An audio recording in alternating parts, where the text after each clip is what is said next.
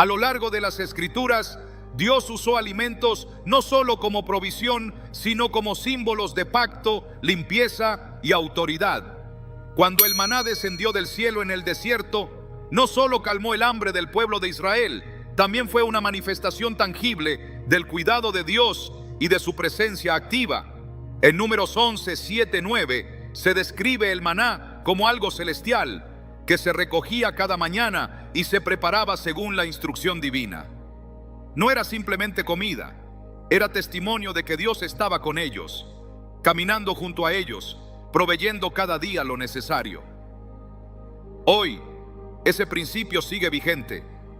Lo que comemos, cuando es recibido con gratitud y consagrado a Dios, se convierte en un canal de su presencia. El enemigo, conocedor de los misterios espirituales, ha distorsionado muchas de estas verdades. En las prácticas de brujería y ocultismo es común el uso de alimentos para establecer pactos, realizar maldiciones o transferir cargas espirituales.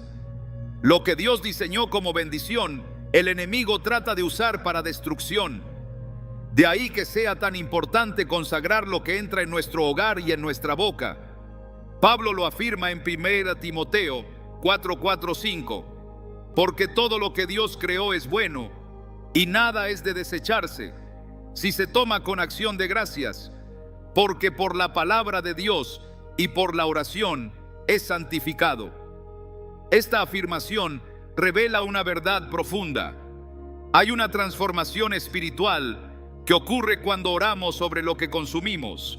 Esa oración no es un simple gesto de gratitud, es una declaración de cobertura, una barrera que anula todo intento del enemigo de usar lo material como canal para su malicia.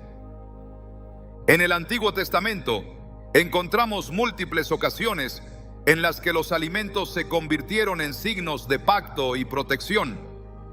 En el relato del Éxodo, antes de que el ángel de la muerte pasara por Egipto, el pueblo de Israel fue instruido a comer cordero, pan sin levadura y hierbas amargas. Este acto no fue un simple ritual. Marcó la separación entre los que estaban bajo la cobertura de Dios y los que estaban expuestos al juicio. El cordero, cuya sangre se colocó en los dinteles de las puertas, es una sombra de Cristo. El pan sin levadura simboliza la pureza, y las hierbas amargas, la memoria del sufrimiento. Aquella cena no solo los alimentó, los cubrió, los marcó espiritualmente y los libró del desastre. Hoy muchas casas necesitan recuperar ese entendimiento. No basta con orar ocasionalmente. Es necesario establecer espacios de cobertura diaria, donde incluso lo que se cocina y se consume esté sometido a la autoridad de Dios.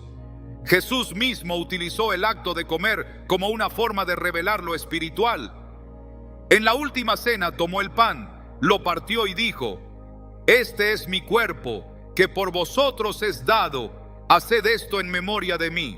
Lucas 22, 19. Y al tomar la copa añadió: «Esta copa es el nuevo pacto en mi sangre, que por vosotros se derrama».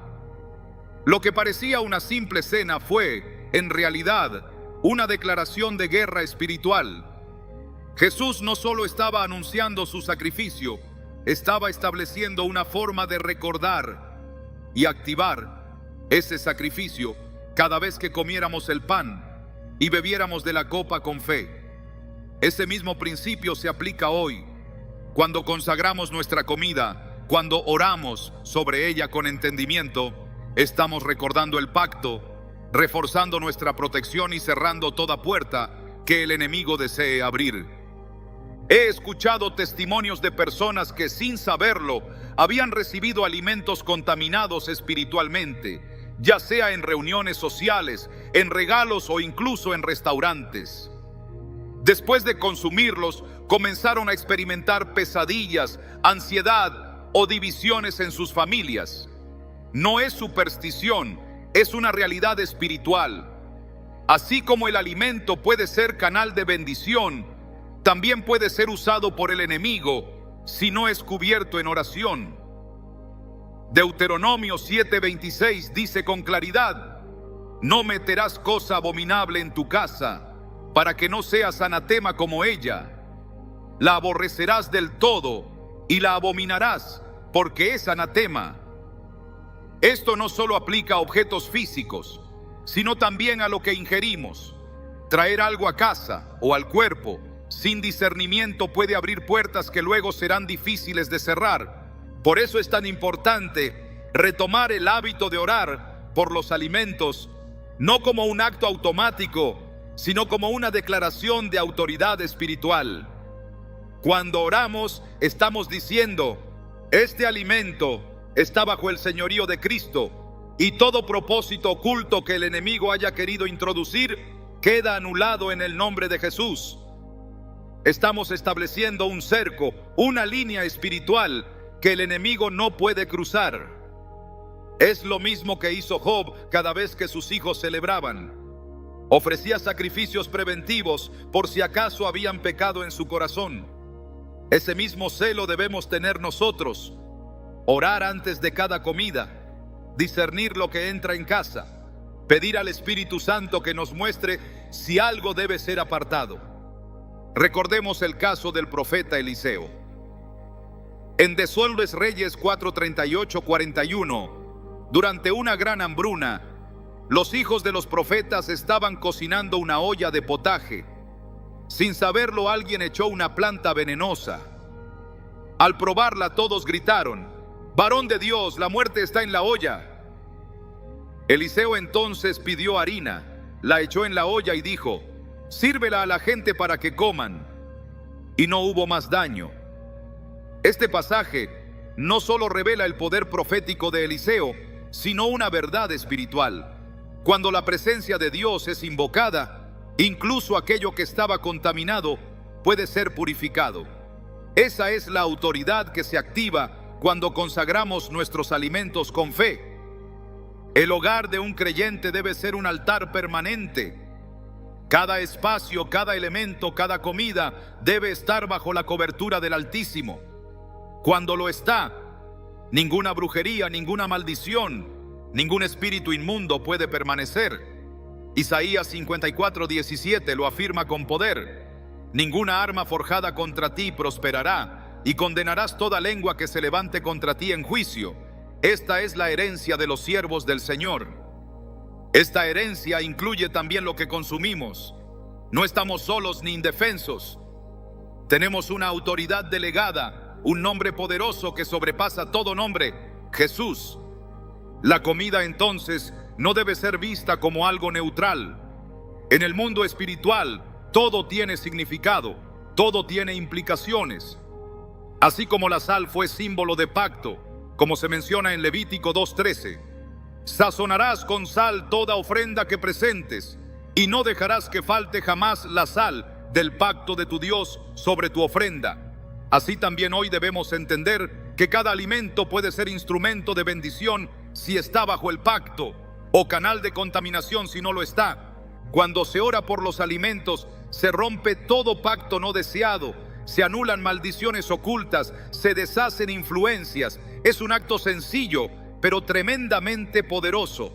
Y cuando se hace en familia, con fe, se establece un ambiente donde el enemigo no tiene cabida. He conocido hogares donde, tras comenzar a orar con entendimiento sobre su comida, los sueños de sus hijos cambiaron, las enfermedades cesaron, la armonía regresó. No fue casualidad. Fue una guerra espiritual ganada con armas celestiales. En un tiempo donde el enemigo se disfraza de cultura, de costumbre, incluso de hospitalidad, los creyentes debemos estar alerta. Lo que el mundo ve como insignificante, Dios lo usa como arma. Así lo hizo con una piedra en manos de David. Así lo hace con el pan en nuestras mesas. La clave está en la fe, en el discernimiento y en la obediencia a su palabra. Romanos 14:17 nos recuerda: porque el reino de Dios no es comida ni bebida, sino justicia, paz y gozo en el Espíritu Santo. Pero aún así, aquello que consumimos puede ser una extensión de ese reino cuando es santificado. Esta primera verdad, que la comida puede ser arma espiritual, debe transformar nuestra manera de vivir. No se trata de ritualizar lo cotidiano, sino de espiritualizar lo que muchas veces damos por sentado. Si lo hacemos, veremos cómo el ambiente espiritual de nuestro hogar cambia, cómo se silencia el ruido del enemigo y cómo se activa la protección de Dios. Porque cuando honramos a Dios en lo pequeño, Él se manifiesta en lo grande. Y aún lo que parece sencillo como un pedazo de pan o un vaso de agua, puede convertirse en instrumento de liberación cuando se consagra con fe. El pan y la miel, presentes a lo largo de las Escrituras, no solo representan la provisión de Dios, sino que cargan con un simbolismo espiritual profundo que pocos comprenden. Desde el Génesis hasta el Apocalipsis, estos alimentos aparecen como manifestaciones tangibles del favor, la dirección y la dulzura de la presencia divina. En tiempos donde las tinieblas intentan infiltrarse en los hogares por medio de puertas abiertas, prácticas ocultas o simplemente negligencia espiritual, estos elementos bíblicos, cuando se entienden en su dimensión sagrada, se convierten en instrumentos de restauración, fortaleza y protección. No son talismanes, sino señales del pacto de Dios con su pueblo, activadas a través de la fe y la obediencia. En el libro de Éxodo, cuando el pueblo de Israel fue liberado de Egipto, Dios prometió llevarlos a una tierra que fluía leche y miel. Esta descripción no era solo geográfica o agrícola, era una declaración profética. La miel simboliza la abundancia de lo que proviene de la tierra bendecida, mientras que el pan, representado por el maná en el desierto, es el símbolo más directo de la provisión diaria divina. En Deuteronomio 8:3, Moisés les recuerda: te humilló, te hizo pasar hambre, y luego te alimentó con maná, que ni tú ni tus antepasados habían conocido, para enseñarte que no solo de pan vive el hombre, sino de todo lo que sale de la boca del Señor. Aquí el pan es más que sustento, es enseñanza, corrección, dirección. En este contexto, cuando se consagra el pan en el hogar, se está trayendo una dimensión de cobertura espiritual sobre cada miembro de la familia. No se trata de algo místico, sino de un acto de alineación con lo que Dios ya ha declarado en su palabra. El pan, en la mentalidad hebrea, no es solo alimento, es señal del pacto entre Dios y su pueblo. Jesús mismo, al multiplicar los panes para las multitudes, no solo satisfizo el hambre física, sino que reveló su naturaleza como el verdadero pan del cielo. Juan 6:35 recoge sus palabras: yo soy el pan de vida, el que a mí viene nunca tendrá hambre. Este versículo no solo apunta a la vida eterna, sino a la satisfacción y plenitud que vienen de estar bajo la provisión directa del Señor. Por otro lado, la miel aparece repetidamente como un símbolo de dulzura, consuelo y revelación.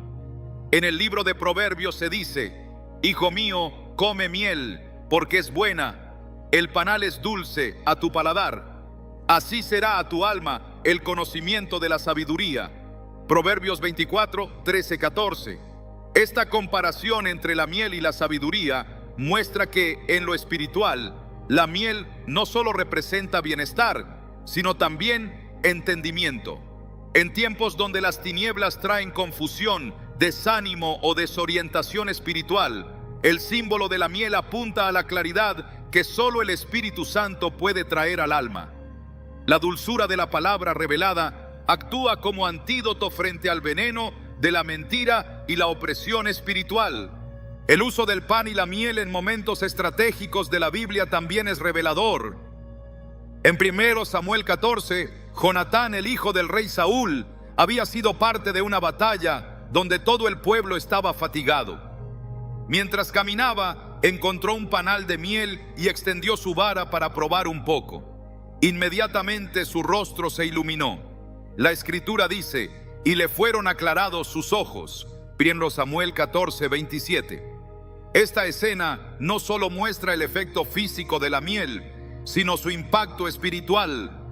En medio del agotamiento, cuando el pueblo estaba débil por no haber comido, Jonatán fue fortalecido.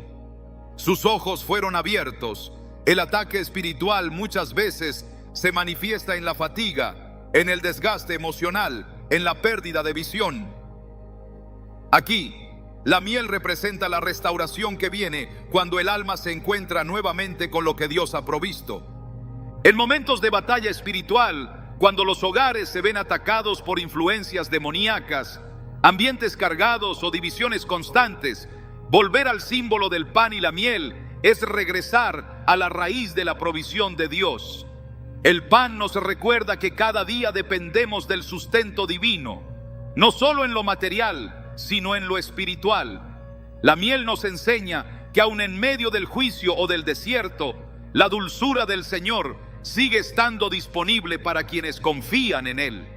No es casualidad que en Cantares 4:11 se diga: como panal de miel destilan tus labios, oh esposa, miel y leche hay debajo de tu lengua. Esta expresión muestra que el lenguaje impregnado por la palabra de Dios transmite vida, dulzura, restauración. En hogares donde las palabras han sido contaminadas por maldiciones, críticas o insultos, el símbolo de la miel es un llamado al retorno de la palabra dulce que edifica, restaura y protege. Jesús, al enseñar a sus discípulos, utilizaba constantemente elementos del entorno cotidiano para revelar verdades espirituales. En Lucas 24, cuando se aparece resucitado a los discípulos, les pide algo para comer. Ellos le dan un pedazo de pescado asado y un panal de miel. Lucas 24:42. No fue un gesto trivial. En esa comida se revela una verdad profunda.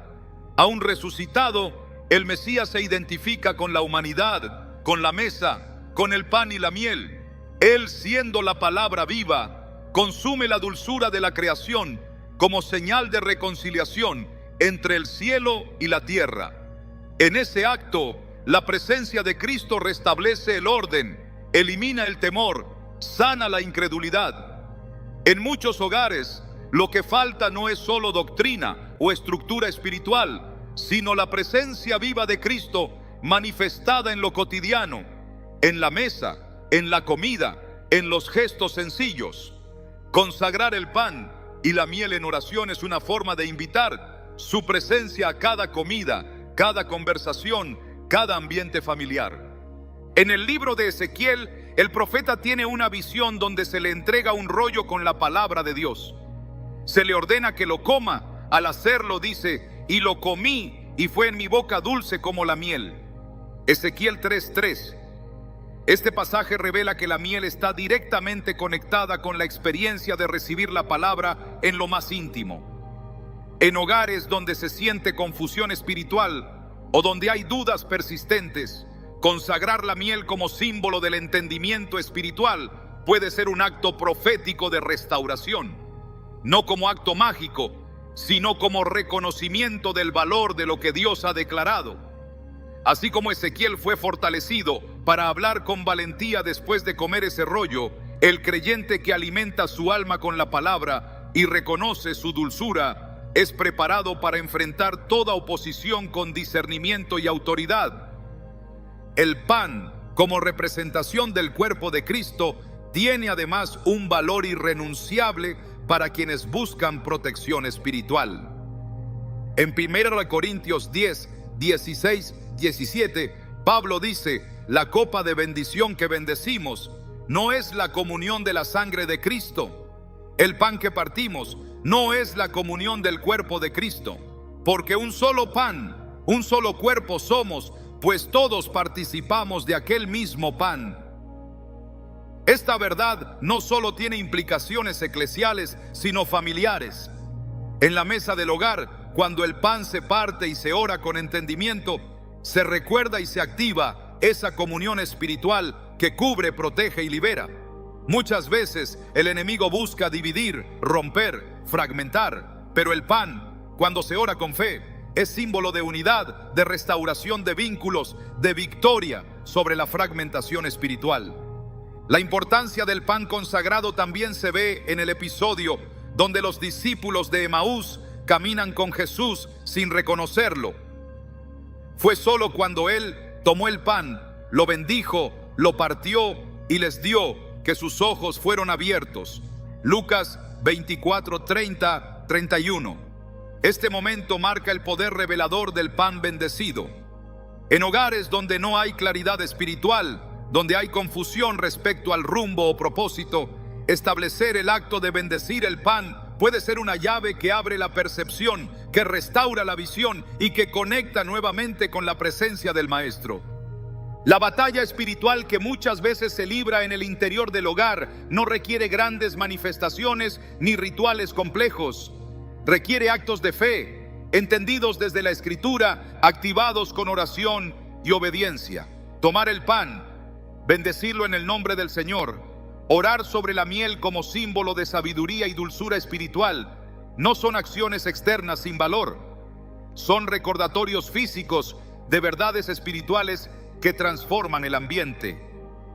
Así como el incienso en el templo llenaba el lugar con aroma y representaba las oraciones de los santos, así también estos alimentos consagrados llenan la casa de presencia, orden y dirección divina.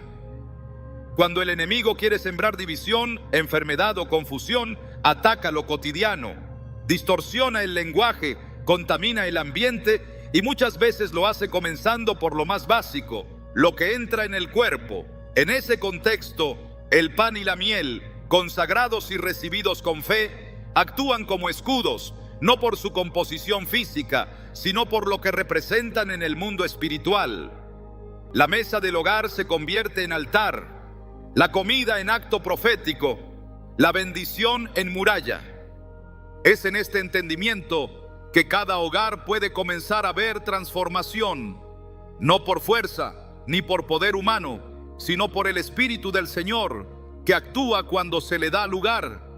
Zacarías 4:6 nos recuerda: no con ejército ni con fuerza, sino con mi espíritu, ha dicho el Señor de los ejércitos. Ese mismo espíritu está disponible para llenar tu casa, para renovar el ambiente, para traer paz donde hubo batalla. Pero requiere corazones que crean, bocas que confiesen, manos que bendigan lo que ha sido dado por Dios. El pan y la miel no son objetos mágicos, no son sustitutos de una vida de obediencia, pero cuando se entienden como lo que son, signos tangibles de una verdad eterna, y se reciben con fe, se convierten en puertas abiertas a la manifestación de Dios. En hogares que los consagran, no hay lugar para las tinieblas, porque donde el Señor es honrado, toda obra de las tinieblas pierde poder. Así ha sido desde el principio, y así seguirá siendo, porque su palabra permanece, y lo que Él ha declarado, nadie lo puede invalidar. El vino y el aceite han sido desde tiempos antiguos más que simples ingredientes en la mesa. Son símbolos cargados de significado espiritual, instrumentos del cielo que actúan como portadores de sanidad, presencia y autoridad divina. Ambos elementos aparecen a lo largo de toda la Escritura, no solo en contextos ceremoniales, sino como respuesta directa de Dios ante la necesidad, la opresión y la enfermedad. En un mundo donde las tinieblas operan sin cesar, muchas veces en silencio, infiltrándose en los hogares mediante puertas abiertas por la negligencia espiritual, el entendimiento bíblico de estos alimentos sagrados se vuelve esencial. Porque lo que Dios ha santificado para bendecir y proteger, el enemigo siempre buscará profanar y distorsionar. Pero aquellos que caminan en el conocimiento de la palabra, activan con fe lo que ha sido dado para vencer toda obra de oscuridad. Desde el inicio del ministerio de Jesús, el vino y el aceite marcaron momentos cruciales. En el relato de las bodas de Caná, el primer milagro registrado de Jesús fue transformar agua en vino. No fue un gesto superficial, ni una simple cortesía cultural. Fue una manifestación clara del poder transformador de Cristo en lo cotidiano. El vino escaseaba, pero donde hay presencia de Jesús, la escasez se convierte en plenitud. Juan 2:10 recoge las palabras del maestro de ceremonias: todo hombre sirve primero el buen vino, y cuando ya han bebido mucho, entonces el inferior. Mas tú has reservado el buen vino hasta ahora. En medio de una situación social y aparentemente sin mayor importancia espiritual, Jesús establece un principio eterno. Donde Él reina, el vino no falta. El vino representa gozo, restauración, pacto. Y donde el enemigo ha traído tristeza, amargura o separación, el vino consagrado trae de vuelta la comunión, el gozo perdido, la unidad bajo el nuevo pacto. El aceite, por su parte, fue establecido como señal de santificación, de elección, de sanidad. En el Antiguo Testamento, el aceite era usado para ungir profetas, sacerdotes y reyes. La unción con aceite no era simbólica, sino un acto espiritual que separaba a la persona para una función divina. En 1 Samuel 16, cuando el profeta Samuel unge a David, el versículo 13 declara: y desde aquel día en adelante, el Espíritu del Señor vino sobre David. Este acto, aparentemente sencillo, activó un llamado, una cobertura y una impartición espiritual que acompañó a David durante toda su vida. El aceite no era solo un líquido, era el canal a través del cual el poder de Dios se manifestaba en lo físico y en lo espiritual. Cuando se entiende la autoridad espiritual del aceite, se comprende por qué Santiago 5:14 instruye de manera directa: ¿está alguno enfermo entre vosotros? Llame a los ancianos de la iglesia y oren por él, ungiéndole con aceite en el nombre del Señor. Este mandato apostólico vincula la oración de fe con la acción de ungir. No es superstición, es obediencia. Es un acto de fe respaldado por la Escritura, un medio legítimo de transferencia espiritual, donde la unción actúa como canal del poder sanador de Dios. En hogares donde se han infiltrado enfermedades persistentes que no responden a tratamientos o donde hay opresión emocional inexplicable, la unción con aceite, hecha bajo dirección del Espíritu, con oración y fe, puede marcar el punto de inflexión. El vino también aparece en el contexto del pacto eterno. Jesús en la última cena toma la copa y dice: esta copa es el nuevo pacto en mi sangre, que por vosotros se derrama. Lucas 22:20. Aquí el vino no es solo bebida, sino representación tangible de la sangre de Cristo, que sella un pacto de salvación, protección y vida eterna. En la batalla espiritual, recordar el poder del pacto es una forma de establecer límites que el enemigo no puede cruzar. Cuando una familia ora sobre el vino, recordando el sacrificio de Jesús, se está recordando al infierno mismo que ya hay una sangre que fue derramada, que ya se pagó el precio, que no hay espacio para condenación, ni para maldiciones hereditarias, ni para pactos generacionales ocultos. El vino, en este contexto, actúa como recordatorio legal del derecho que los hijos de Dios tienen a vivir en libertad. El aceite también aparece en contextos de liberación. En Marcos 6:13 se dice que los discípulos echaban fuera muchos demonios y ungían con aceite a muchos enfermos y los sanaban. Este uso específico del aceite en combinación con la autoridad de Cristo para sanar y liberar demuestra que los apóstoles no veían la unción como un rito, sino como parte del equipamiento espiritual que habían recibido para confrontar las tinieblas. En ambientes donde la brujería ha dejado rastros, donde objetos han sido utilizados para maldición o donde hay una carga espiritual evidente, la unción con aceite puede marcar el momento de ruptura, cuando lo que estaba oprimido se libera por el poder del nombre de Jesús y por la obediencia a la palabra. El aceite representa también la presencia constante del Espíritu Santo. En la parábola de las 10 vírgenes, Jesús destaca que solo las que tenían aceite en sus lámparas pudieron entrar con el esposo. Mateo 25:4 dice: mas las prudentes tomaron aceite en sus vasijas, juntamente con sus lámparas. Esta parábola no solo apunta al retorno de Cristo, sino a la importancia de mantener la presencia de Dios activa y operante en la vida diaria. En hogares donde el aceite es considerado símbolo de preparación espiritual, donde se ora pidiendo que el Espíritu Santo llene cada rincón, donde se entiende que el aceite no es un fin, sino un recordatorio de dependencia constante, se establece una atmósfera que repele lo inmundo, porque donde hay fuego encendido por Dios, el enemigo no puede permanecer. La unción con aceite también tiene una implicación territorial. En Génesis 28, Jacob tiene un sueño donde ve una escalera que une el cielo y la tierra, con ángeles que suben y bajan. Al despertar, reconoce que ese lugar no es común. Toma la piedra donde apoyó su cabeza y la unge con aceite. Versículo 18 dice: y se levantó Jacob de mañana y tomó la piedra que había puesto de cabecera y la alzó por señal y derramó aceite encima de ella. Luego llama a ese lugar Betel, casa de Dios. Esta acción revela una verdad espiritual. La unción no solo es personal, puede ser territorial. Cuando se unge con aceite un lugar, se está declarando que ese espacio pertenece a Dios, que está marcado para su presencia y que ninguna fuerza de las tinieblas tiene autoridad para operar allí. El vino, en su dimensión espiritual, también representa celebración en victoria.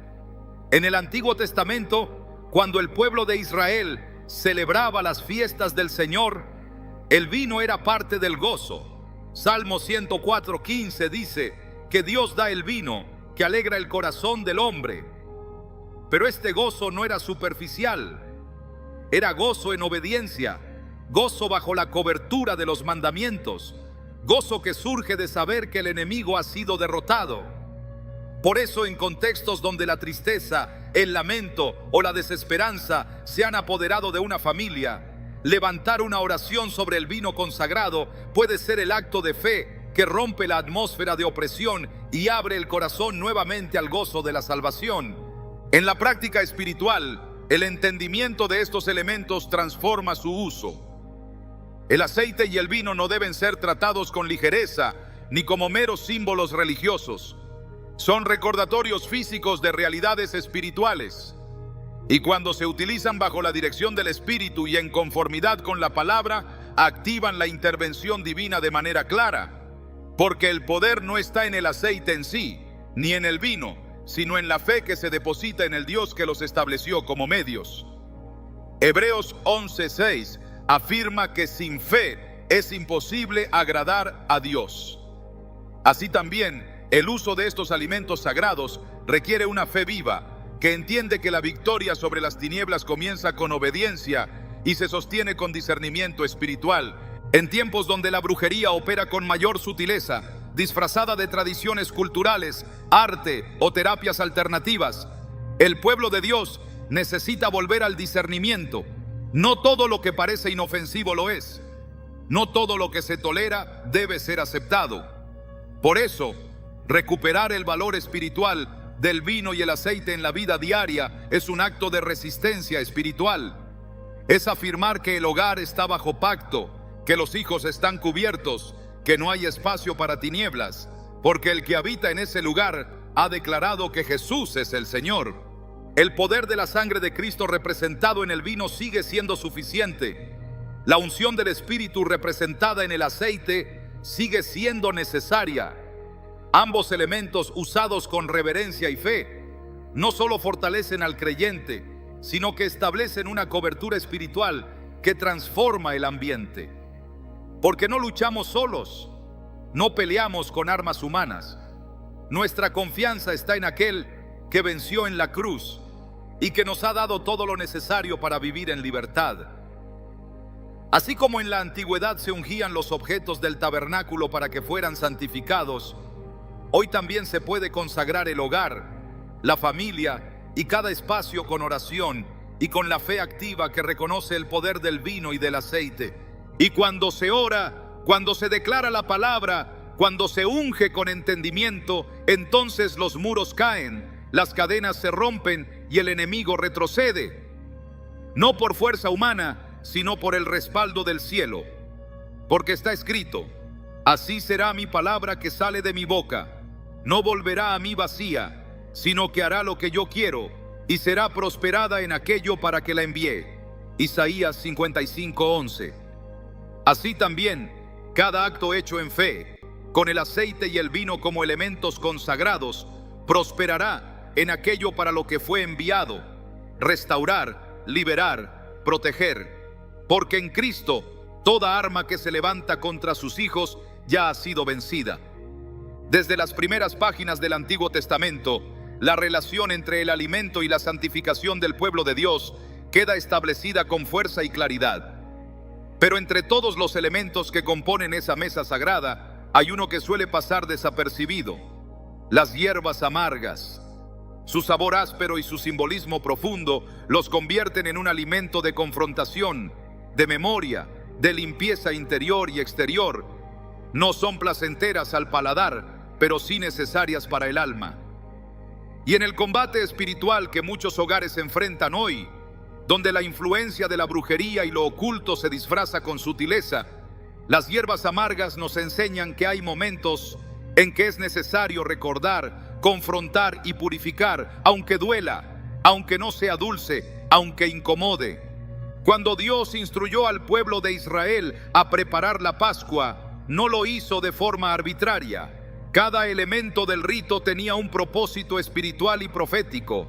Éxodo 12:8 declara con precisión: esa misma noche comerán la carne asada al fuego, acompañada de pan sin levadura y hierbas amargas. Esa orden fue dada justo antes del momento de liberación, en medio de la opresión egipcia, a punto de que el ángel del Señor pasara sobre la tierra. El pueblo debía cenar con prontitud, con el calzado puesto y con una mesa que incluía amargura.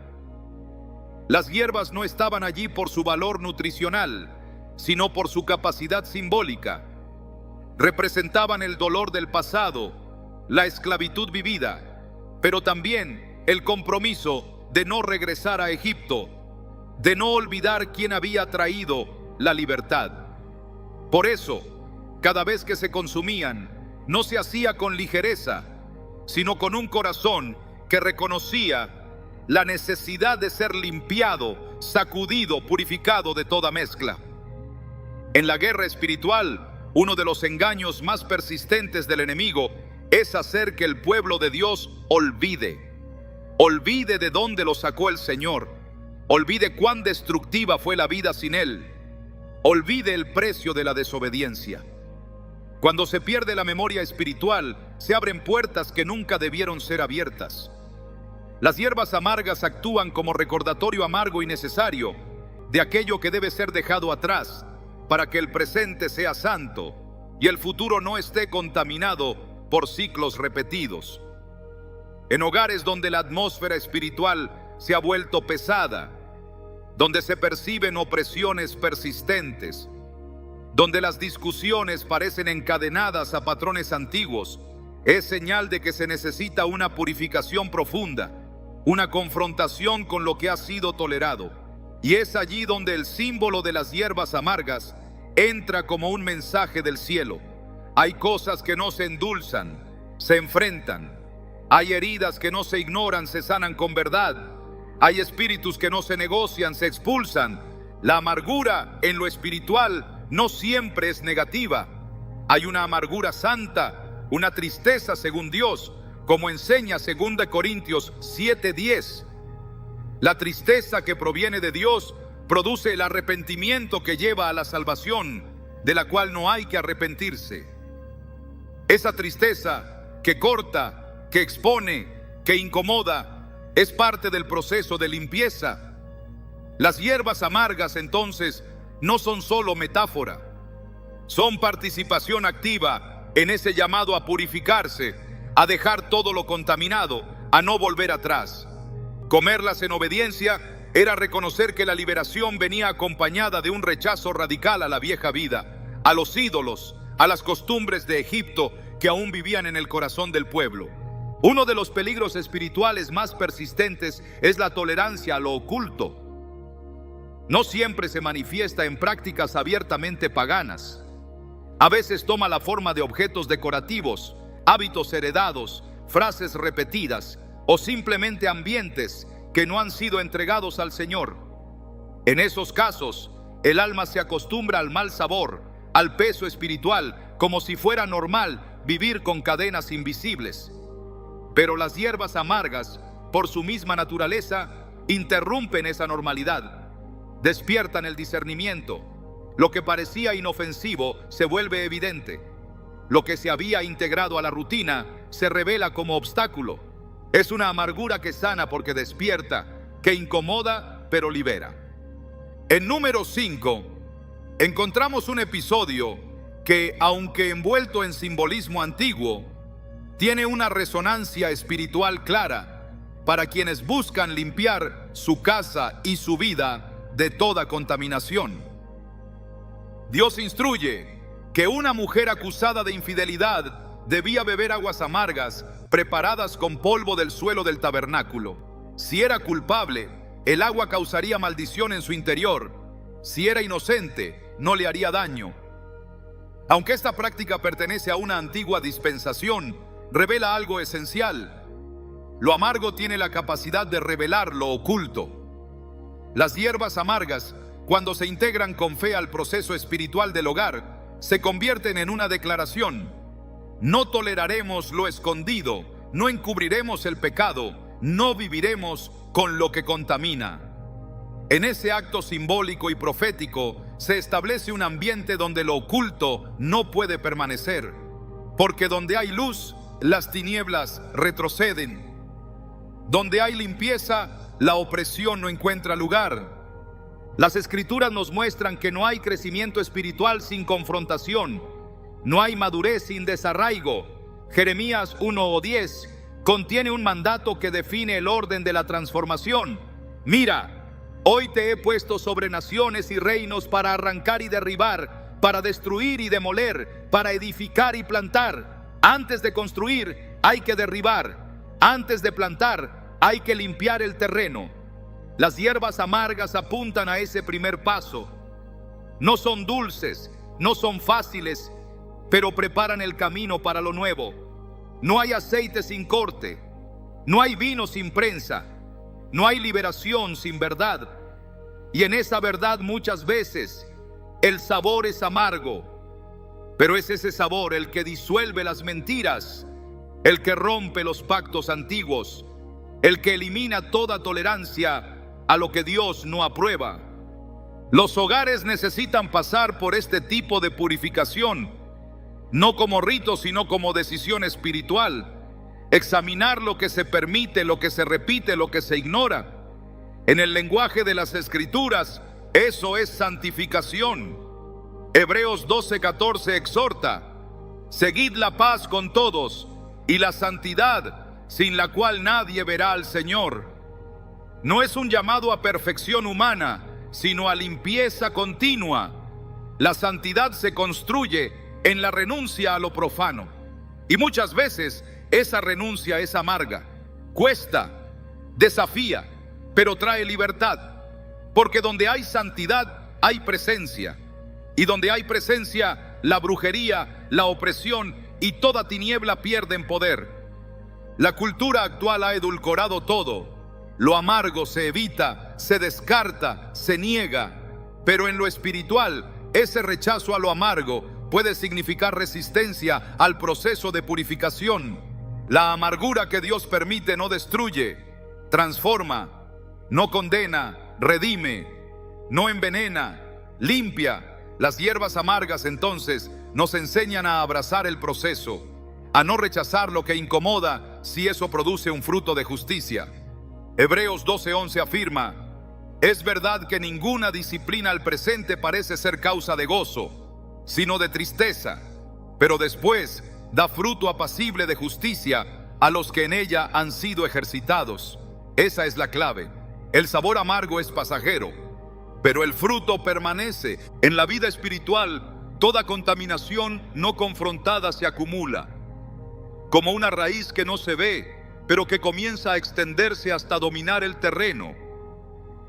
La brujería opera en ambientes tolerantes, en casas donde no hay vigilancia, donde la oración ha menguado, donde la verdad ha sido suavizada.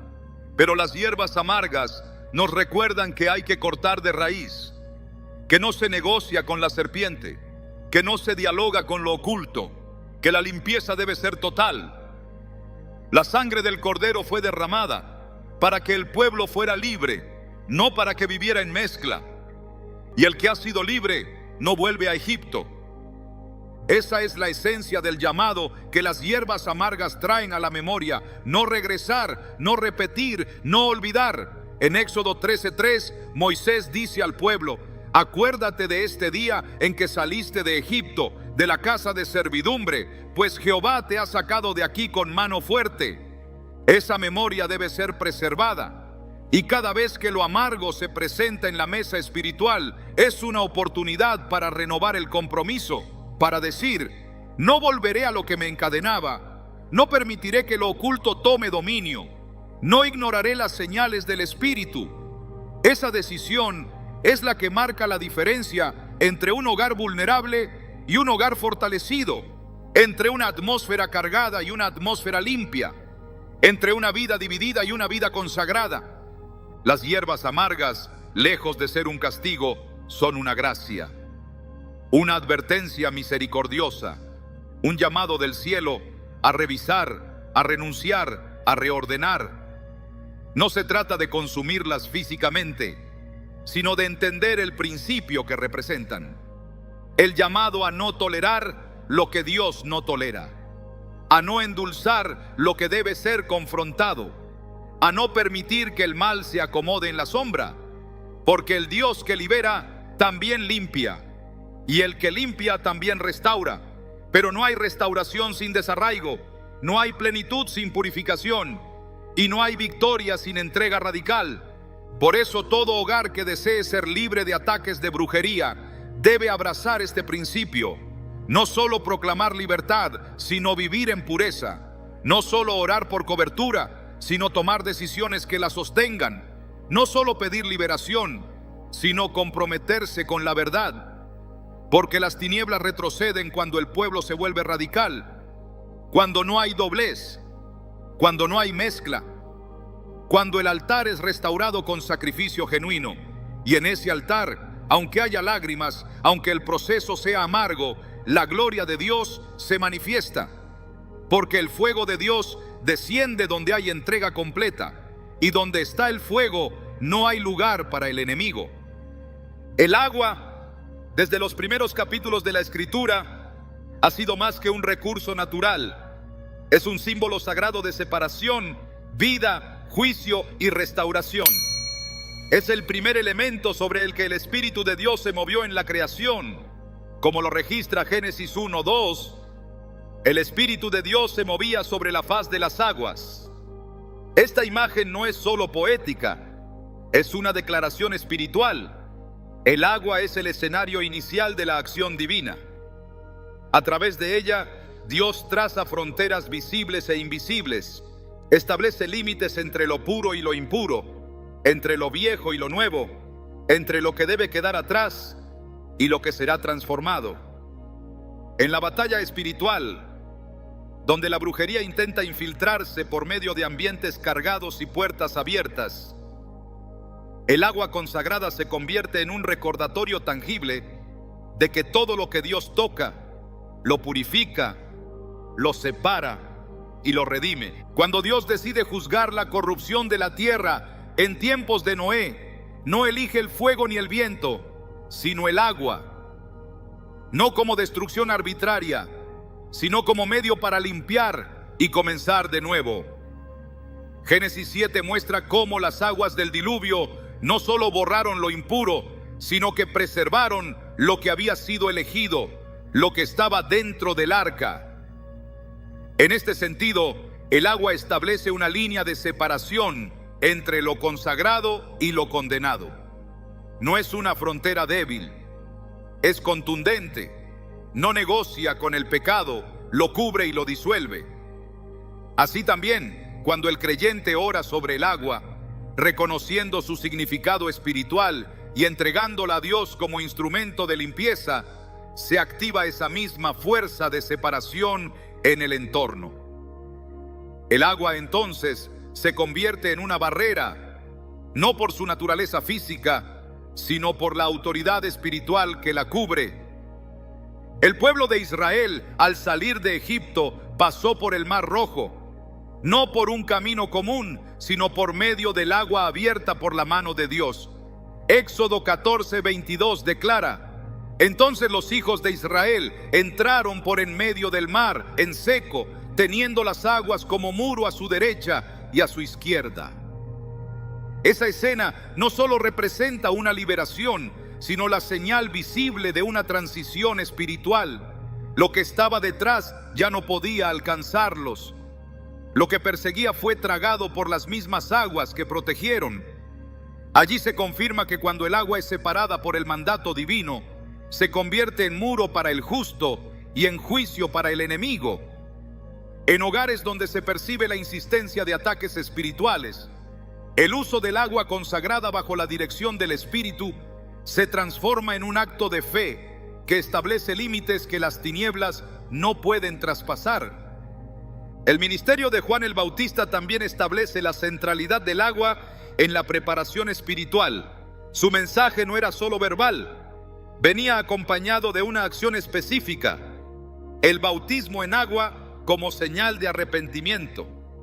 Mateo 3:11 lo resume así: yo a la verdad os bautizo en agua para arrepentimiento, pero el que viene tras mí os bautizará en Espíritu Santo y fuego. El agua no salvaba, pero anunciaba lo que vendría. Marcaba el abandono del pecado, la decisión de volverse a Dios. Era frontera entre una vida antigua y una nueva dirección.